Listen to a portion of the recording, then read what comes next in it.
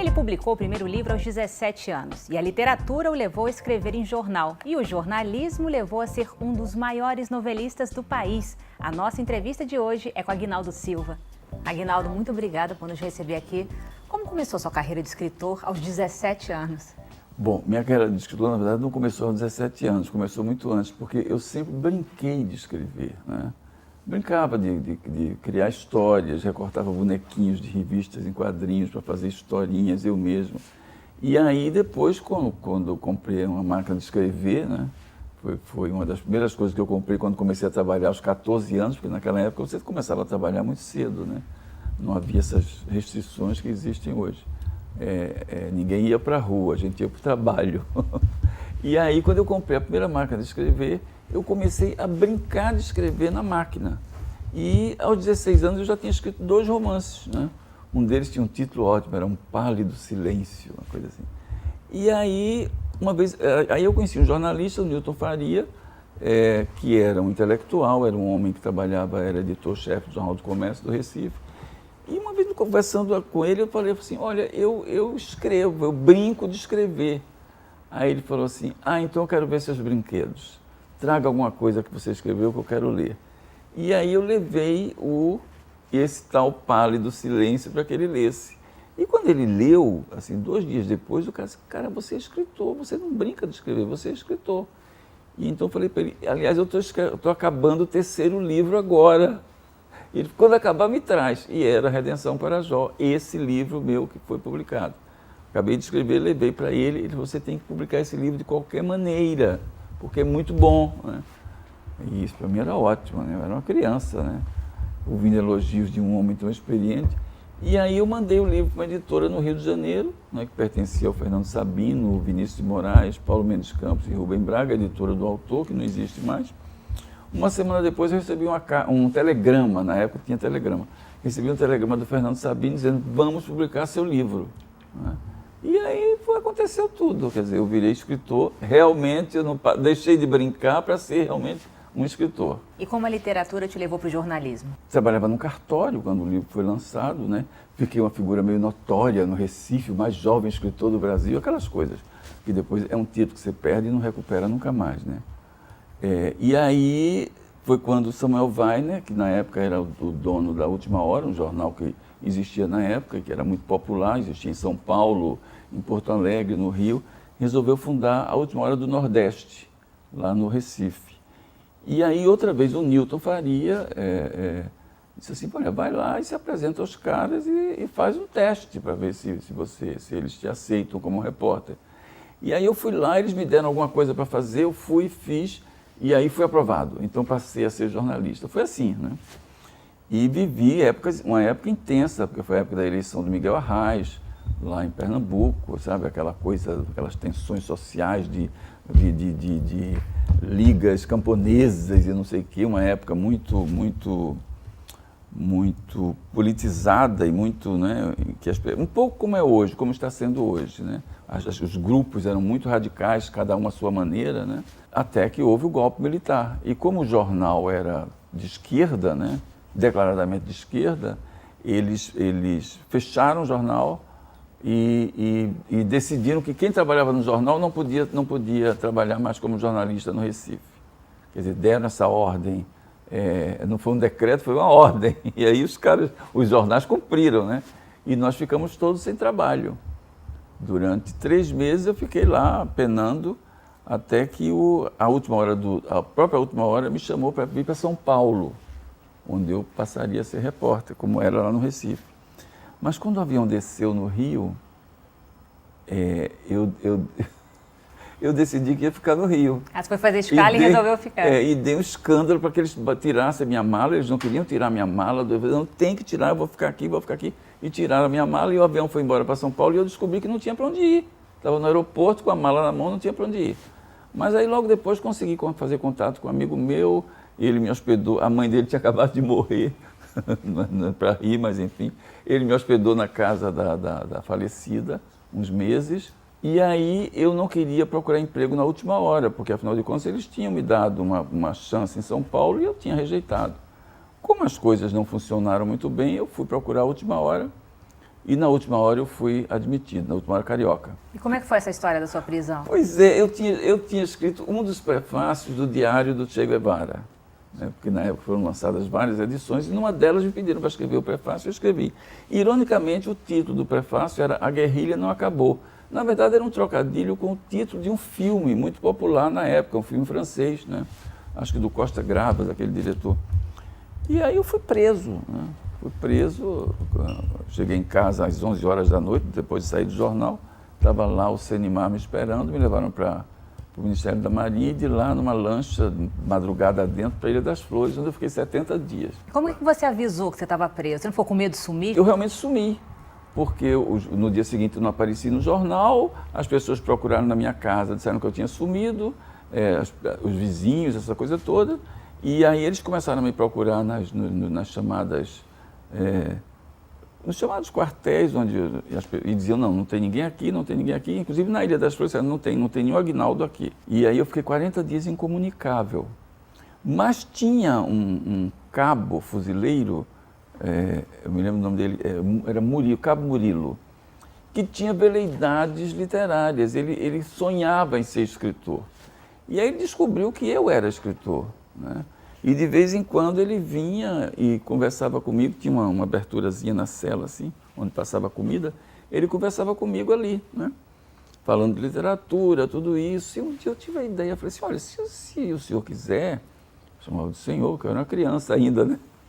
Se o senhor quiser, eu faço um bilhete para a secretária da minha editora e ela lhe dá meus livros. E ele topou. Aí eu escrevi um bilhete assim, dizendo, Conceição, o portador deste trabalha aqui na Ilha das Flores, onde me encontro. E ele levou o bilhete, né, e assim as pessoas descobriram onde é que eu estava. Né? Descobriram não, quer dizer, desconfiavam que eu estava lá, mas isso era sempre negado, né? Então foi assim que me descobriram. Depois de 70 dias eu saí da Ilha das Flores, né? Assim como entrou também sem nenhuma razão? Pois é, assim, porque na verdade eu não podia ser processado porque o livro tinha sido publicado antes do ato institucional número 5. Né? Ou seja, ele não se enquadrava nas punições previstas pelo ato, né? Que era a lei, né? Que fechou mesmo o regime. Então saí, voltei para o Globo, onde eles mantiveram o meu emprego, o meu posto durante o tempo que eu fiquei preso e pagaram o salário, que foi ótimo. E aí fiquei no Globo até que um dia, o Globo era um jornal assim muito feio, muito, sabe, uma moda antiga ainda, não sei o quê. E aí convidaram o Evandro Carlos de Andrade, que era um grande jornalista, para fazer uma reforma geral no jornal. Né? E eu era copydesk, trabalhava como copydesk, não era repórter, era copydesk. E um belo dia caiu nas minhas mãos um texto que era uma entrevista com a Ilza Carla, uma vedete muito famosa na época. Eu li aquilo, achei assim meio insosso, como se diz. Eu disse, não vou botar um molho aqui nesse texto. Aí botei para quebrar, né? Porque eu reescrevia tudo. Reescrevia a matéria do Merval Pereira, sabe? Todos esses caras passaram pelas minhas mãos. E aí escrevi o texto saiu no jornal e no dia seguinte entra o Evandro na redação com o jornal na mão e diz assim, e vai no Irã Frejá, que era o editor de cidade, e que trabalhava assim, nós trabalhávamos frente a frente, e pergunta, quem é que escreveu esse texto da Ilza Carla? O Frejá, prevendo encrencas, falou assim, foi o Aguinaldo, já apontou para mim. E aí o Evandro olhou para mim e falou assim, a partir de hoje você só vai escrever matérias de polícia.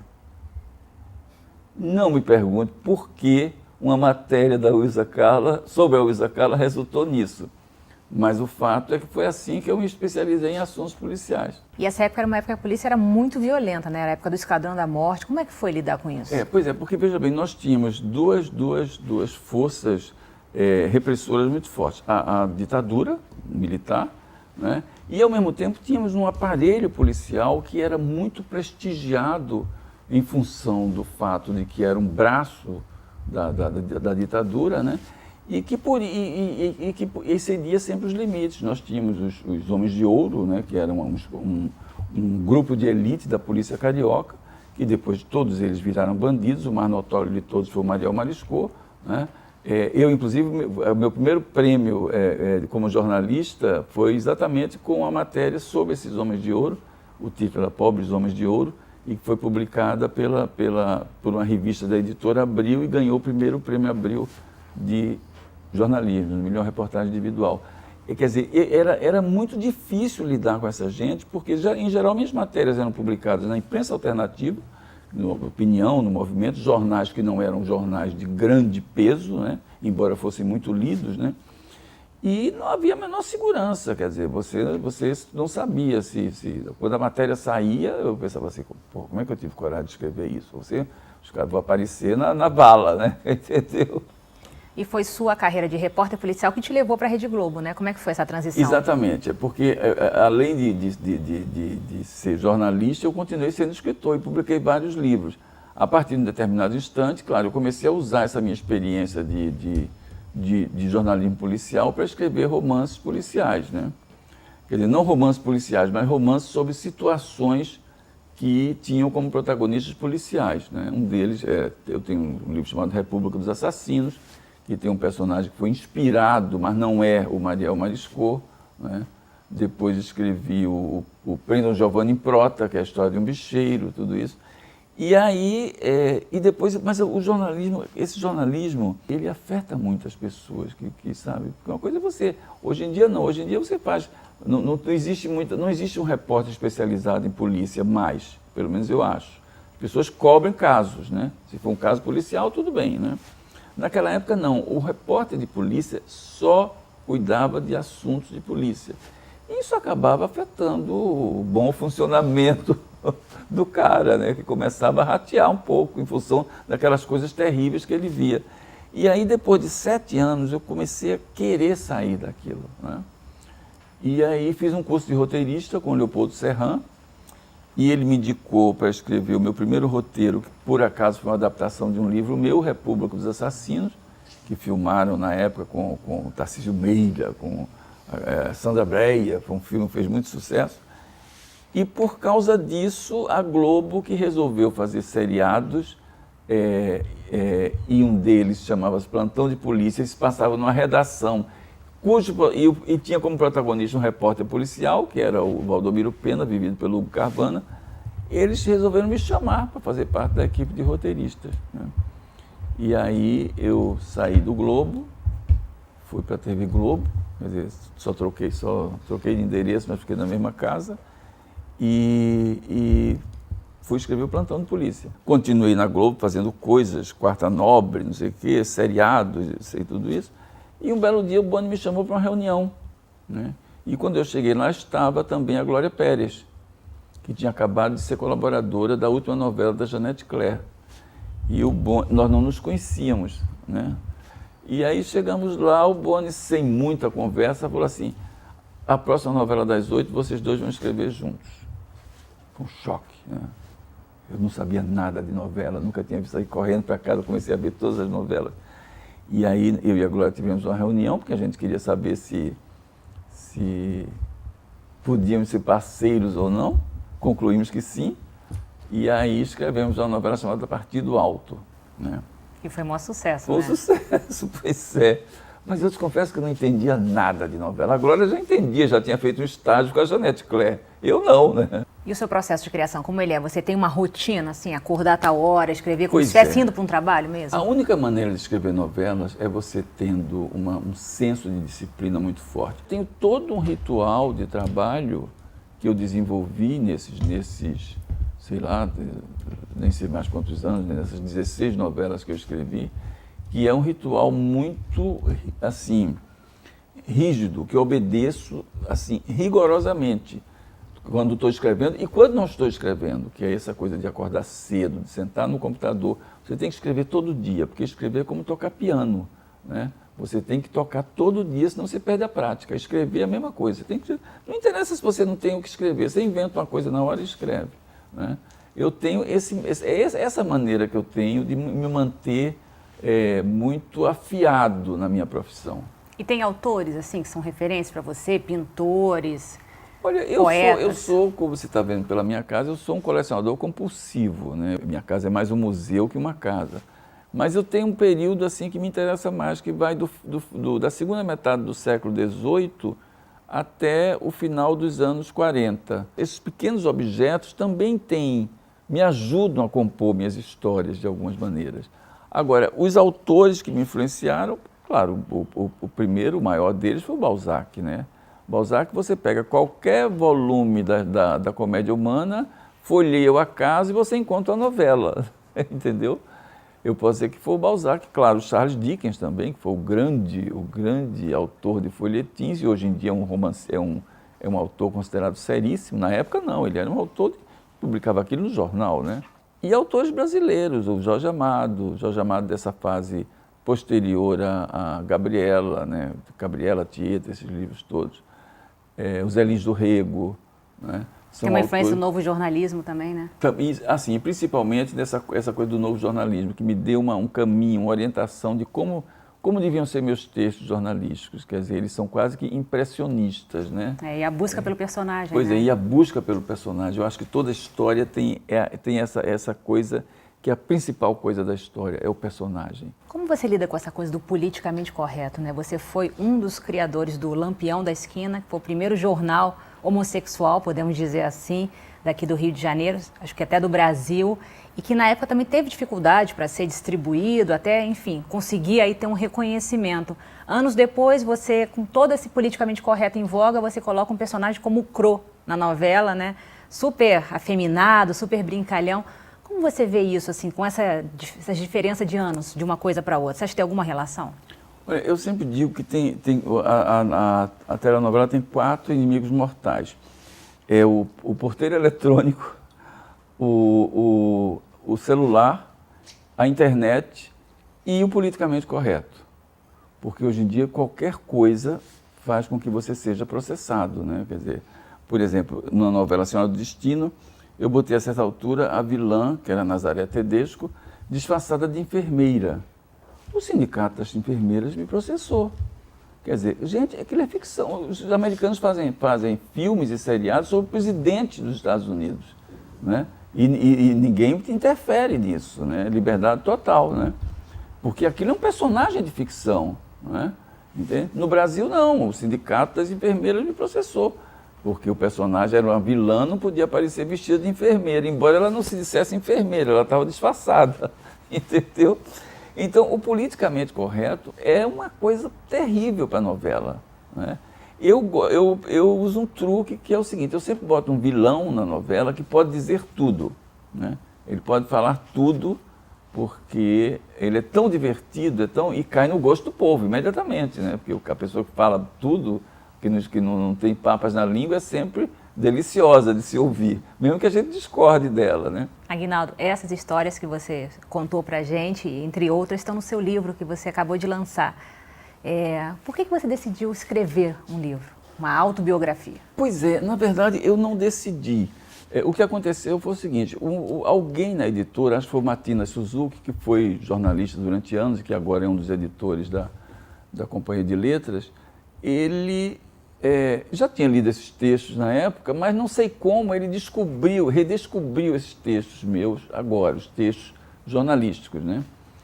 E aí mandou que alguém da editora me procurasse e perguntou: você não quer fazer um livro reunindo esses textos?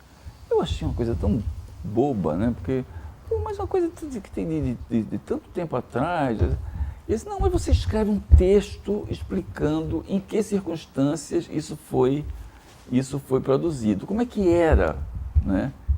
Fazer jornalismo policial naquela época e fazer jornalismo de uma maneira geral, né? E eu comecei várias vezes a fazer o texto e achava que não estava bom e que não ia funcionar, até que um dia me deu estalo. Eu falei assim: e se eu fizer um texto pessoal, um texto que na verdade conte a minha história e não a história da época, e através da minha história, sim, eu conte a história da época.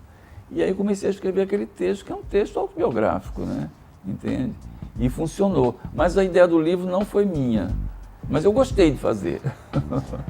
Tá bom, Aguinaldo, muito obrigada pela sua entrevista. Foi um prazer estar aqui com você. Foi um prazer para mim, obrigado.